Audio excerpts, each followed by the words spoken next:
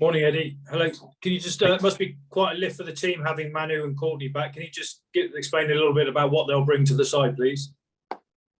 Well, they're both very experienced players, have won big test matches, so they understand what's needed for games like the one against Wales. Manu brings us a different way to attack in the backs, and Courtney's a great ball carrier and a good line out forward, and also a destructive defender. So they bring that bit of edge to the team. How much have you missed both of them?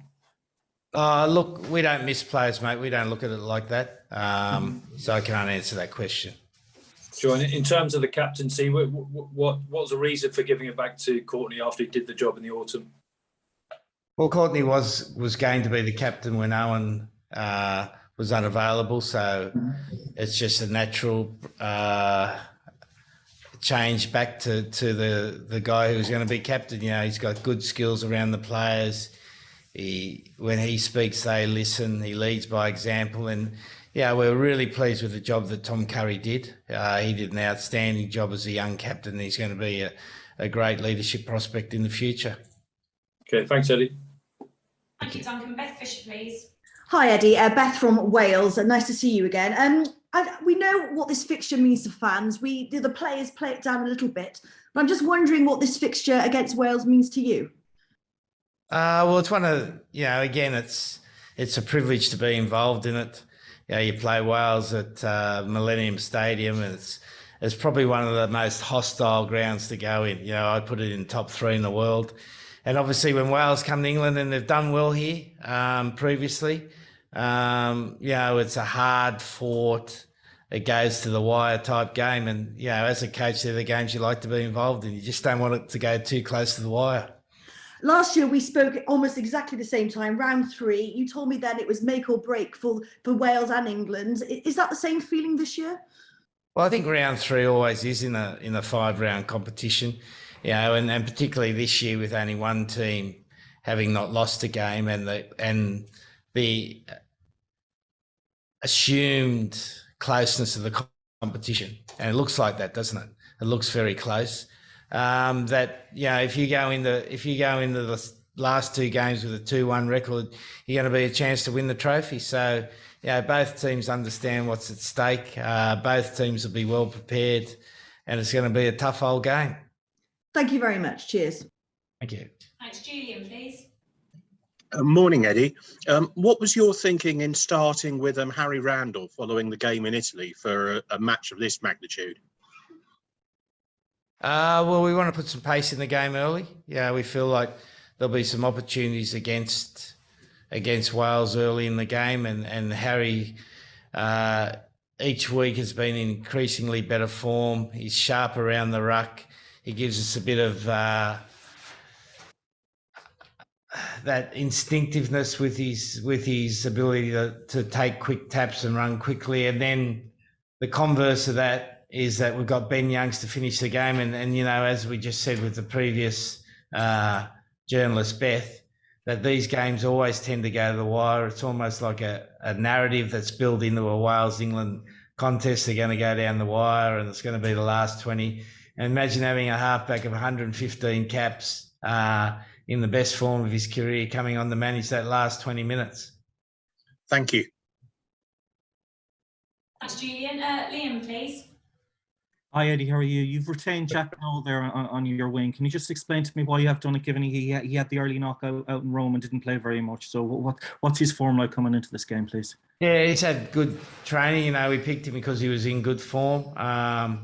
We want that work rate type winger, which is Jack, and he started the game well against Italy, and unfortunately, because of the circumstances, missed the rest of the game, but he's come back, trained really well, and he'll give us something a bit different. And particularly, he's a very physical winger, and we know the Welsh backs are particularly physical. Okay, with Manu back in your team, what are you expecting to see from him this weekend? Well, he's a gain line accumulator, isn't he? He wins the gain line pretty consistently. He draws defenders in, which creates space for other options, and he does that better than anyone else in the world when he's at full tilt. And we're planning for him to be full tilt on Saturday, mate. Okay, just with regard to Ben Youngs, I mean, it's an incredible feat, 115 caps. Can you just give a few words on what it means for him to have made that milestone? Yeah, well, it's a great testament to his resilience, his durability, and his ability to keep improving. You know, to play 115 caps, you have to have a desire to want to keep improving. You know, I was lucky enough to coach George Gregan, who I think played well over 100 caps, and they're both similar in their mindset, different sort of players, but both good team men, play hard for the team, want to keep improving, and know their strengths and know their weaknesses. Thank you. Best of luck. Thank you. Thanks, Liam. Gavin, please.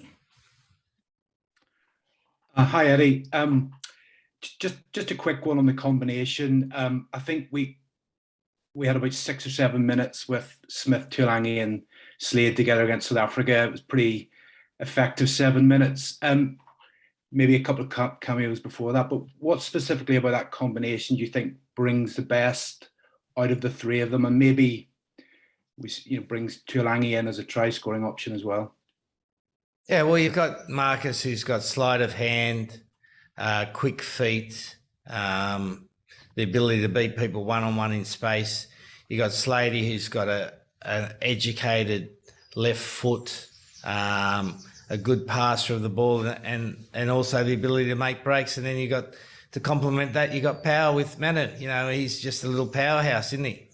He's, you know, and when I say little, he's by far our biggest back, which again gives us something a little bit different. When he's not there, we don't have that big back to play off.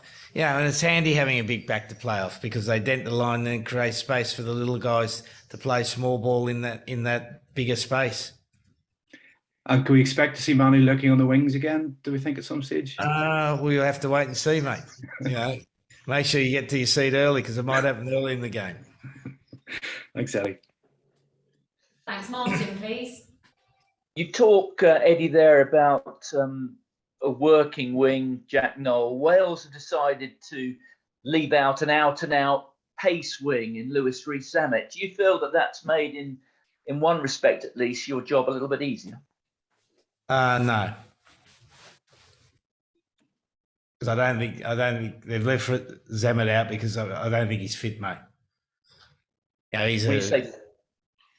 I don't think he's healthy. You know, if you're a racehorse owner, you wouldn't be putting him out on the track, mate. You'd have him in the stable smelling for a while. Okay, thanks. Thanks, Martin. And we'll end the live section with Charlie. Thank you. Hi, Eddie. Just a really quick one on Charlie Ewels, what you've seen from him and what his kind of standing in the group. I think it's going to be his 29th cap. Yeah, no, good work rate, mate. He's been really working on his defensive part of the game.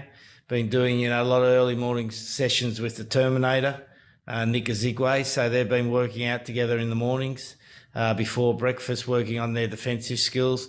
And we're pleased with the way both of those young guys are going, and Chesham. And so there's nothing between them, but Charlie's just got a little bit of an edge in experience. He's a very good line out student, so he helps Mara in that way in running the line outs.